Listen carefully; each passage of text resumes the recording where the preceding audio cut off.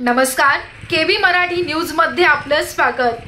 माऊली शिक्षण संस्था टुनकी या संस्थेची स्थापना 1995 मध्ये ग्रामीण भागातील गरीब विद्यार्थ्यांच्या शिक्षणाच्या उद्देशाने स्थापन करण्यात आली। सन 2001 मध्ये मागासवर्गीय मुलींचं वसतिगृह सुरू केलं। 2003 मध्ये मुलांचं वसतिगृह सुरू केलं। तसेच शाळाबाह्य बाल कामगार मुलांकरिता महात्मा फुले शिक्षण हमी योजनेअंतर्गत रात्रीच्या शाळा सुरू केल्या आणि 280 मुलांना शिक्षणाच्या मूळ प्रवाहात आणण्याचं काम केलं। स्थलांतरित कामगार, ऊसतोड आणि वीटभट्टी कामगार यांची मुलींच्या शिक्षणात खंड पडू नये म्हणून त्यांच्याच गावात हंगामी वसतिगृह चालवले।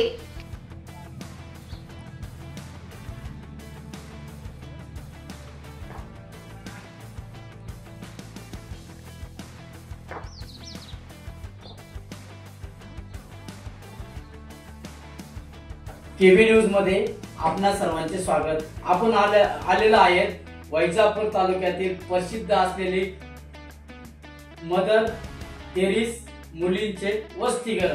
तर आपण जाणून घेणार आहोत अनेक मुलींना शिकवण दिली जाते का बा अशी शिकवण दिली जाते का मुलींना सांभाळ आई बापापासून कसं दूर केलं जातं आणि कसे शिक्षक लोक कसे सांभाळतात। तर आपल्या सोबत मुख्याध्यापक सर आहे, सरांच्या प्रतिक्रिया जाणून घेणार आहोत।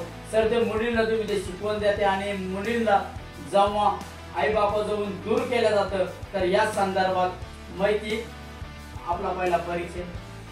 मी अण्णारामराव शिंदे, माऊली शिक्षण संस्थेचा संस्थापक। आम्ही हे वसतिगृह 1995-96 आम्ही प्रयत्न सुरू केला वसतिगृह सुरू करण्यात। आम्हाला यश 2001 आलं। 2001 पासून आमचं मुलींचं वसतिगृह चालू आहे। ह्या वसतिगृहामध्ये ग्रामीण भागातल्या विशेषतः मागासवर्गीय मधल्या अत्यंत गरीब म्हणजे ऊसतोड कामगार, स्थलांतरित कामगार अशा मुलांच्या शिक्षणाकरता आम्ही इथे वसतिगृहाची इथं स्थापना करून त्या मुलांना इथं प्रवेश दिला जातो। ते मुलं तरी आई वडिलांपासून आम्ही आणत नाही, पण त्यांच्या इच्छेनुसार आई वडील इथं पाठवतात आणि त्या मुलांचा सांभाळ आम्ही इथं करतो। इथं आम्ही त्यांना जेवण, नाश्ता, राहण्याची चांगली सोय, त्यांना संस्कार कसे देता येईल, खेळाचं साहित्य उपलब्ध करून त्यांच्याबरोबर खेळ करून देणं, सांस्कृतिक कार्यक्रम करून घेणं असे विविध उपक्रम राबवून आम्ही त्यांना इथं त्यांचं मन परिवर्तन करून ते इथं रममान कशी होती आणि शिक्षणात त्यांना गोडी कशी निर्माण होईल ते वातावरण सुरुवातीला आम्ही त्यांना देतो आणि त्यानुसार मग त्या मुलांचं इथं शिक्षणाला सहकार्य सुरू होतं। सर, जेव्हा मुलगी तुमच्या वसतिगृहामध्ये येते तर तिला नवीन तुम्ही कसं समजून सांगता आईविषयी, बापाविषयी का तुमच्या जवळ राहते बा असं, म्हणजे तिला तर आई वडिलांचं ध्यान येत असेल ना। आता प्रत्येक मुलगी असो का मुलगा असो, घर सोडलं तर आई वडिलांच्या आठवण येणार, त्यांची घराची ओढ राहणारच। तो एक 8-4 दिवस आम्हाला तो त्रास थोडासा होतो, कारण त्यांना सवय लागेपर्यंत त्यांना दररोज त्यांना इथं कसे रमतील, हॉस्टेलमध्ये कसे रमतील, मुलांमध्ये कसे खेळतील ह्या दृष्टीने त्यांच्याकडे आम्ही विशेष लक्ष देतो। आणि ते जर जसं 2-4 दिवसानंतर मग त्यांचा पण दुरावा थोडा वाढला तर मग ऑटोमॅटिक त्या मुलांमध्ये रममान होतात आणि मग व्यवस्थित अभ्यासाला पण लागतात, शाळेत जायला।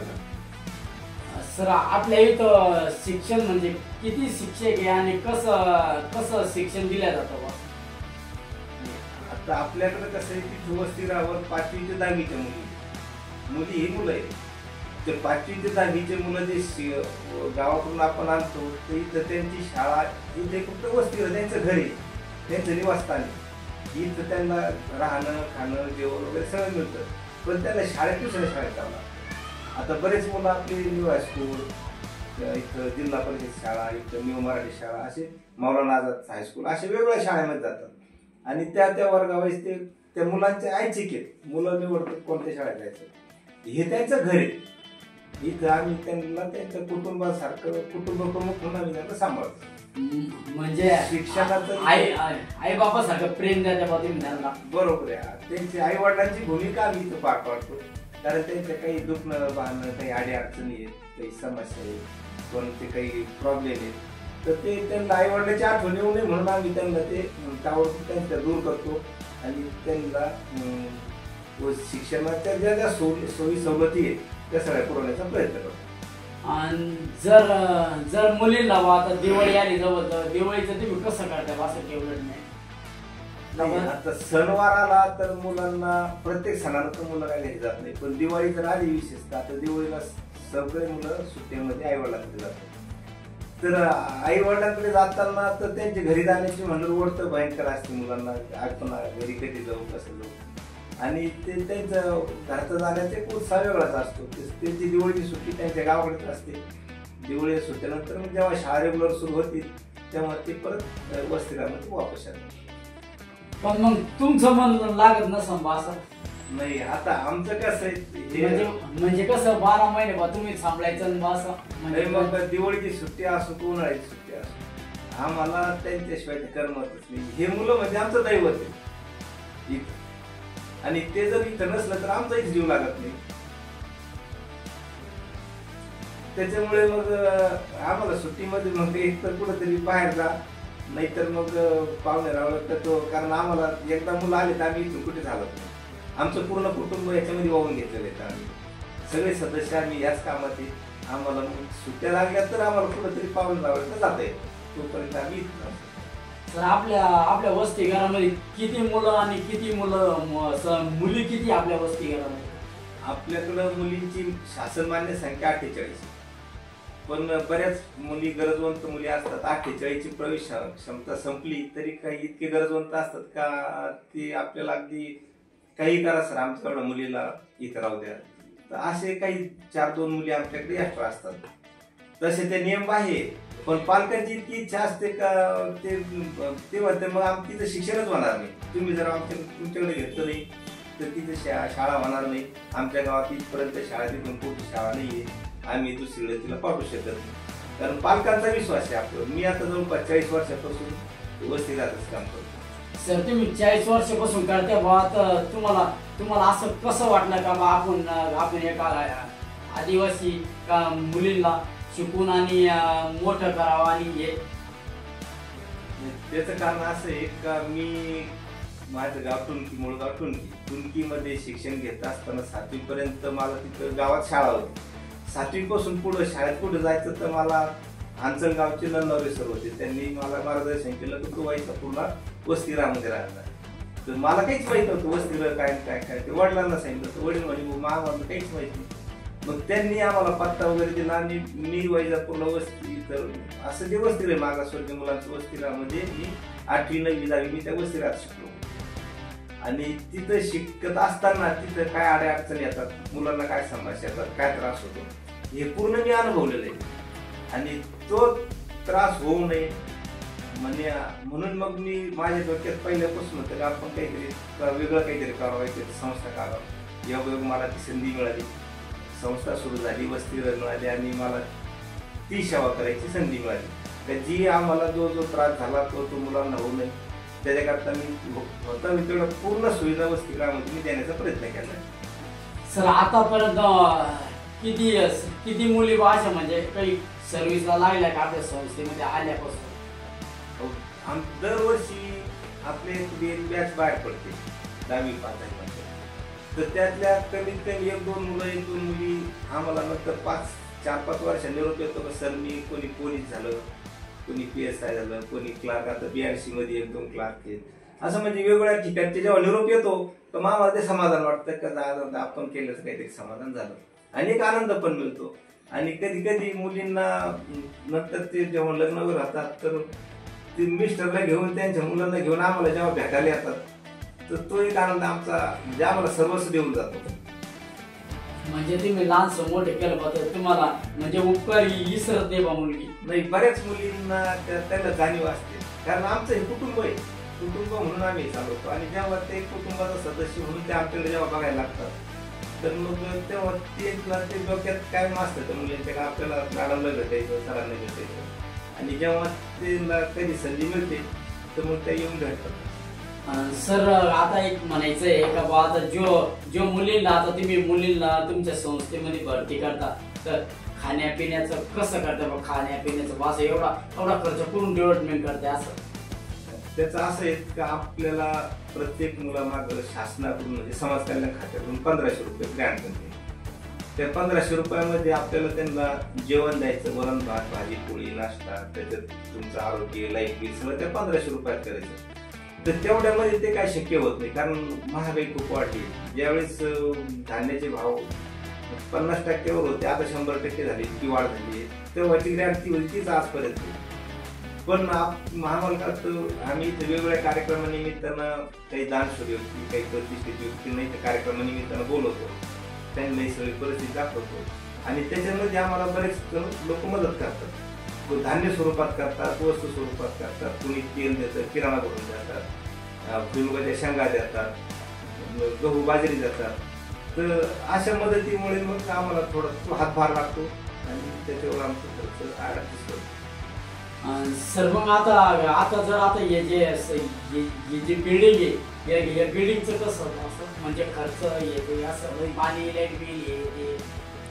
तर ह्या बिल्डिंगला तर गव्हर्नमेंटकडून भाडं मिळतं आणि त्या भाड्यामध्ये लाईट बिल आणि पाणी त्याचं ते अलाउड असतं, त्याच्यामध्ये खर्चामध्ये ते अलाउड असतं.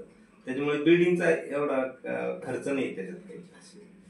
सर आता जर ही तुमची एक संस्था आहे, जर आता तुम्ही जर रिटायरमेंट जर झाले तर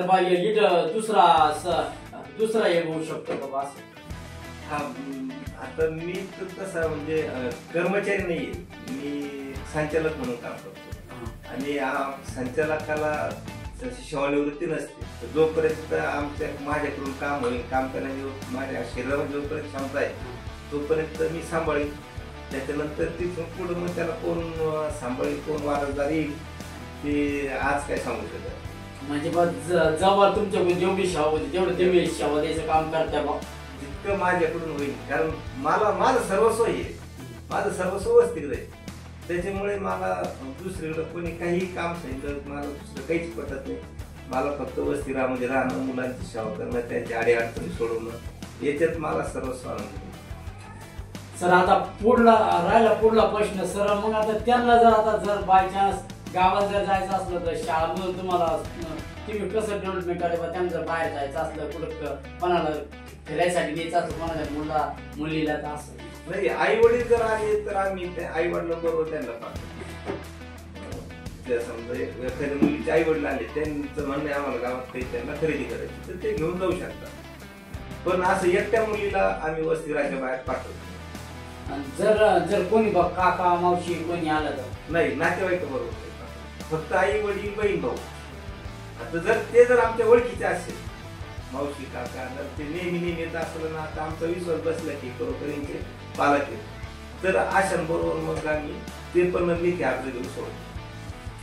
आपण बघितलं या वसतिगृहामध्ये मुलींना कसं ज्ञान दिलं जातं आणि मुलींची कशी व्यवस्था केली जाते आणि मुलींना कसं जीव लावले जातं. आई बाबासारख्या इथं संस्थेमध्ये प्रेम दिलं जातं. मी केबी न्यूज साठी मुख्य संपादक संदीप गायके, वैजापूर. आपण दुसऱ्या भागात पाहणार आहोत की संस्थेची काय माहिती आहे. तर आपल्यासोबत चालक आहे, आपण त्यांचे संवाद साधणार आहोत. का बस सर, संस्थेची काय माहिती आहे? तर आमची ही माऊली शिक्षण संस्था टुनकी या संस्थेची स्थापना 1995 मध्ये केली. आम्हाला 2-3 वर्ष काही ऍक्टिव्हिटीज करता नाही आल्या, पण नंतर आम्हाला 2001ला मुलींचं वसतिगृह आणि 2003ला मुलींचं वसतिगृह चालवायला मिळालं, ती संधी मिळाली. त्याच्यानंतर जिल्हा परिषदेने हंगामी वसतिगृह म्हणून ऊसतोड कामगारांची जी मुलं असतात किंवा वीटभट्टी कामगार, ऊसतोड कामगार, स्थलांतरित कुटुंबातली मुलं, त्या मुलांच्या शिक्षणाची सोय होत नव्हती. त्या मुलांच्या शिक्षणात खंड पडत होता, कारण पालक घेऊन जायचे. तर अशा मुलांकरता गावामध्येच वसतिगृह सुरू करावं असं एक शासनाने आम्हाला विशेष करून कळवलं होतं. आम्ही वसतिगृह चालवत होतो म्हणून, तर तुम्ही अशा मुलांची सोय करावी. तर मी गट शिक्षण अधिकारी संपर्क साधून नंतर आम्ही जवळपास 14 खेड्यांमध्ये हंगामी वसतिगृह म्हणून जे लोक कामगार, ऊसतोड कामगार, वीटभट्टी कामगार किंवा विधवा परित्यक्त असे जे बाहेर गाव सोडून गेले त्या मुलांना त्यांच्या मूळ गावामध्ये आणलं आणि त्यांच्या गावात आणून तिथे त्यांना शिक्षण दिलं. तर त्यांचं ऊसाच्या फळामधून आम्ही काहीतून गाड्या करून पाठवल्या आणि ऊसाच्या फळातून ते मुलं दर गावामध्ये कमीत कमी 20, आता वडजे सारख्या ठिकाणी 40 मुलं होते, 40-42 मुलं. तर असं प्रत्येक गावामध्ये 20, 25, 30, 40 पर्यंत मुलं, असे मुलं आम्ही त्यांच्या तिथं 6 महिने त्यांची राहण्याची खाण्याची सगळी व्यवस्था केली. त्यांचे आई वडील जरी गावाकडे होते म्हणजे तुडीला होते, पण त्यांना गावामध्ये मूळ शाळा गावात होती आणि ते दरवर्षी शिक्षणात खंड पडत होता. त्याच्यामुळे त्या मुलांचा शिक्षणाचा खंड पडला नाही आणि ते नियमित शाळेमध्ये राहायला लागले. त्याच्यामुळे आम्हाला तो एक आनंद देतो. जवळपास 300 मुलांची सोय आम्ही जवळपास 5 वर्ष दर गावामध्ये करीत राहिलो. सर, मग हे तुम्ही एवढे मुलं म्हणजे तुम्ही फळात जात होते तर म्हणजे तुम्ही स्वतःची गाडी लावून तुम्ही फळातून घेऊन येत? हो, स्वतःची गाडी करायची गावातून. त्या गावातलं ते एक व्यवस्थापक नेमला असतो आणि स्वयंपाकीन बाई, त्या दोघांना घेऊन त्या गावातून त्यांच्या ऊसाच्या फळामध्ये गाडी करून घेऊन जायचं आणि त्या मुलांना तिथून घेऊन यायचं. तर ते मुलं आणतानाचा एक म्हणजे इतकं सोपं नव्हतं, कारण खेड्यातली मुलं ऊसाच्या फळातून आणलं, लहान मुलं 1ली ते 7वीचे मुलं आई बाप सोडत नव्हते. तर त्यांना प्रवृत्त करून आणायचं आणि रस्त्यानं आणताना सुद्धा कोणी मुलं काही त्रास झाला, कोण उलटी झाली, काही झालं तर त्यांचे कपडे लत्ते धुण्याचं काम सुद्धा आम्हाला करावं लागलं. म्हणजे मी स्वतः केलं आणि ते मुलं भाटाण्यासारख्या ठिकाणी नवीन आपलं पिंपळगाव सारखे, पिंपळगाव खंडाळा, सावखेडा, तोळेगाव, बाबुलतेल ह्या पूर्ण परिसरामध्ये त्या काळामध्ये आपण वस्तीला चालवलं.